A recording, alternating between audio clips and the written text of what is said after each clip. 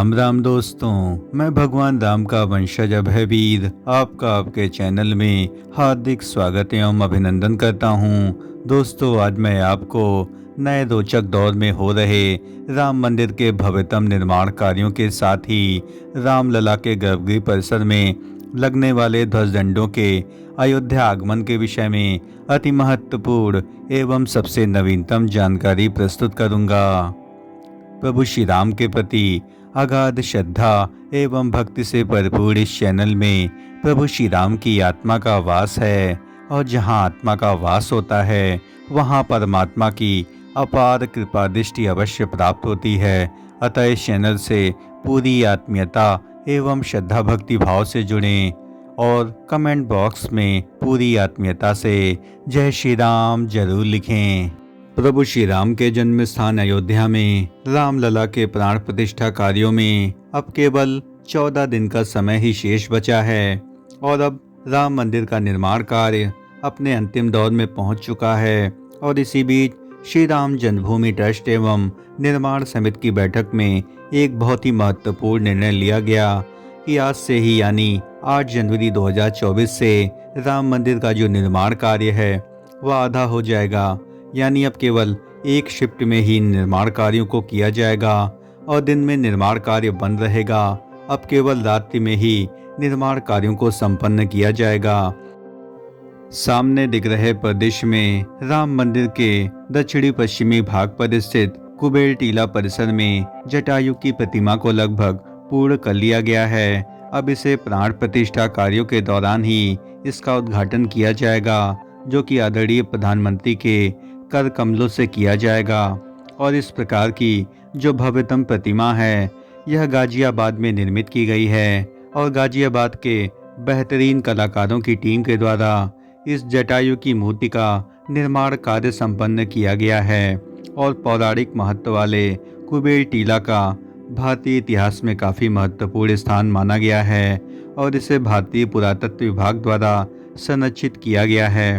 और सामने आप देख सकते हैं कि कुबेर टीला परिसर से राम जन्मभूमि परिसर स्पष्ट रूप से दिखाई दे रहा है, और यहाँ से इसकी जो दूरी है वह लगभग 200 मीटर के आसपास है।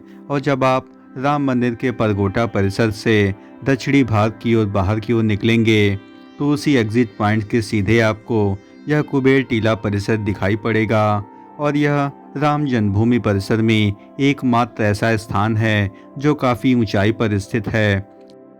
वर्तमान परिस्थिति में कुबेर टीला परिसर में ग्रीनरी डेवलपमेंट कार्यों को तेजी से किया जा रहा है, और इसको सजाने संवारने के लिए विशेष टीमों को लगाया गया है। और इसके बारे में यह भी जानकारी प्राप्त हुई है कि गाजियाबाद के साहिबाबाद में इसकी मूर्ति का निर्माण कार्य किया गया है, और इसको बनाने के लिए प्रसिद्ध मूर्तिकार अनिल सुतार ने इस प्रतिमा के निर्माण कार्यों को किया है। और इसको बनाने में लगभग 5 से 6 महीने का वक्त लग गया, और इसकी कीमत करोड़ों में मानी जाती है, क्योंकि इस प्रकार की प्रतिमा के बनाने में काफ़ी अधिक कलात्मकता के साथ साथ काफ़ी अधिक धन का भी व्यय होता है। और यहाँ पर कई प्रकार के सुरक्षा उपकरण भी बनाकर अयोध्या भेजे गए हैं, ताकि इस मूर्ति को किसी भी प्रकार से संरक्षित किया जा सके, क्योंकि आने वाले समय में मौसम की मार एवं अन्य प्रकार की विपरीत परिस्थितियों में इस मूर्ति को संरक्षित करना भी अत्यंत आवश्यक है। जटायु की मूर्ति बनाने वाले प्रसिद्ध मूर्तिकार अनिल सुतार जी ने बताया कि सुरक्षा को ध्यान में रखते हुए बहुत ही गुप्त तरीके से जटायु की मूर्ति का निर्माण कार्य किया गया, और 3 हफ्ते पहले ही इसे ट्रक के माध्यम से गाजियाबाद से सीधे अयोध्या की ओर रवाना कर दिया गया। और विशेष एवं कुशल कारीगरों की टीम के द्वारा अयोध्या में इस मूर्ति को, इस प्रतिमा को स्थापित कर दिया गया। और इसमें जो रंग रोगन के कार्य थे वह पहले से ही गाजियाबाद में संपन्न किए गए थे, और इसे सीधे स्थापित करना था। और इसके निर्माण कार्यों से सबसे पहले इसके चबूतरे का निर्माण कार्य किया गया, और जहां पर पिंक सैंडस्टोन के साथ साथ कई प्रकार की शिलाओं का भी उपयोग किया गया। और जब यह बेस पूरी तरीके से तैयार हो गया तब इस पर मूर्ति को स्थापित किया गया, और इसको काफ़ी अधिक सुरक्षित बनाने के उद्देश्य से इसका जो फाउंडेशन है वह काफ़ी अधिक सुदृढ़ रखा गया है। और यहाँ पर सीमेंट एवं कंक्रीट का भी इस्तेमाल इसके फाउंडेशन के निर्माण कार्यों में किया गया है, क्योंकि यह काफ़ी अधिक ऊंचाई पर स्थित होने के कारण इसमें कोई भी टूट फूट की आशंका को दूर करने के उद्देश्य से इसके फाउंडेशन को काफ़ी अधिक सुदृढ़ बनाने का प्रयास किया गया है। जटायु की इस भव्य प्रतिमा की जो अन्य सबसे बड़ी विशेषता है कि इसे 20 लोगों की टीम के द्वारा इसका निर्माण कार्य किया गया है और यह पूरी तरीके से ब्रॉन्ज यानी कांस्य से निर्मित की गई है। और जटायु की यह मूर्ति 20 फीट चौड़ी एवं 8 फीट ऊंची बनाई गई है और यह काफ़ी अधिक सुदृढ़ होने के साथ साथ काफ़ी अधिक भव्य और खूबसूरत प्रतीत होती है। और आने वाले दिनों में यह कुबेर टीला परिसर राम मंदिर का सबसे अधिक आकर्षण का केंद्र होगा, क्योंकि यह उत्तर एवं दक्षिण संस्कृतियों को भी जोड़ने का काम करेगा। क्योंकि भगवान गरुड़ यानी जटायु की जो सबसे बड़ा मंदिर केरल में ही निर्मित है और केरल में से बड़ी संख्या में श्रद्धालु श्री राम जन्मभूमि परिसर में दर्शन करने के लिए आएंगे, तो जटायु की प्रतिमा देख करके उत्तर एवं दक्षिण संस्कृतियों के समावेशन का भी एक मार्ग प्रशस्त होगा। क्योंकि राम जन्मभूमि परिसर में इससे पहले गोपुरम बनाने की घोषणा की गई थी, लेकिन भूमि के अभाव के कारण यह योजना को फिलहाल स्थगित कर दिया गया।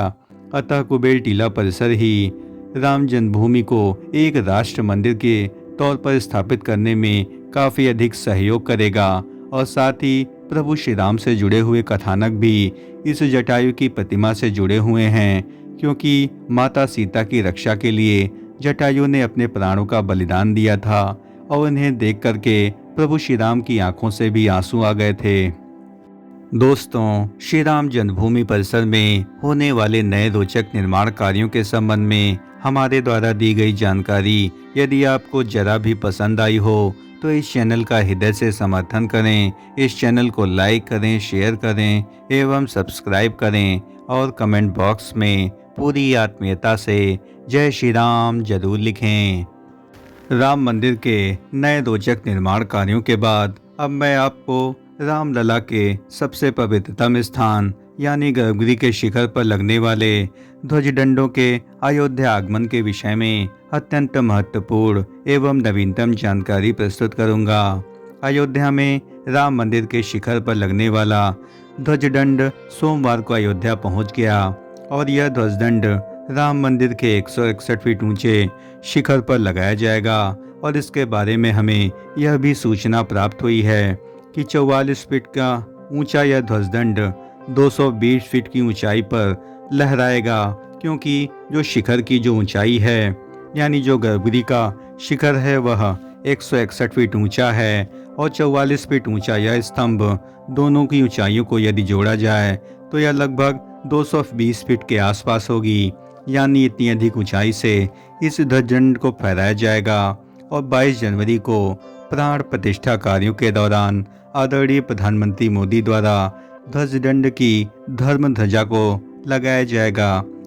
सामान्य तौर पर नागर शैली में निर्मित होने वाले सभी मंदिरों में ध्वजदंडों का विशेष तौर पर महत्व माना जाता है और राम मंदिर का जो यह ध्वजदंड है यह अपने आप में काफ़ी अधिक अनोखा एवं अलौकिक है और जिसकी छटा आपको प्राण प्रतिष्ठा के दौरान दिखाई पड़ेगी।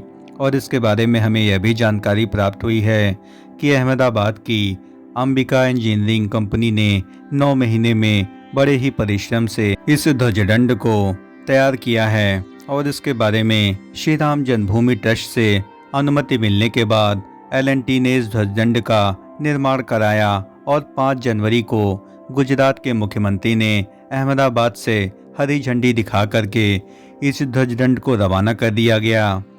और लगभग 3 दिनों की यात्रा करने के बाद यह ध्वजदंड सोमवार को यानी आज 8 जनवरी को अयोध्या पहुंच गया और इसका अयोध्या की सीमा पर ही भव्यतम स्वागत किया गया। और कारसेवकपुरम में पहुंचने के बाद इस ध्वजदंड को हजारों की संख्या में राम भक्तों ने प्रणाम एवं चरण स्पर्श किया। और यह ध्वजदंड राम भक्तों के लिए एक बहुत बड़ी सौगात है, क्योंकि अयोध्या राम मंदिर का निर्माण कार्य 500 वर्षों के बड़े त्याग बलिदान एवं संघर्षों का प्रतीक है। और यह ध्वजदंड की जो ध्वजा है वह राम भक्तों के लिए समर्पित है, जो कि इसके त्याग, बलिदान एवं संघर्षों का प्रतीक भी माना जाता है। दोस्तों, प्रभु श्री राम के मंदिर के नए दौर के निर्माण कार्यों के विषय में हमारे द्वारा दी गई जानकारी यदि आपको जरा भी पसंद आई हो तो इस चैनल का हृदय से समर्थन करें। इस चैनल को लाइक करें, शेयर करें एवं सब्सक्राइब करें और कमेंट बॉक्स में पूरी आत्मीयता से जय श्री राम जरूर लिखें। धन्यवाद। राम राम राम राम।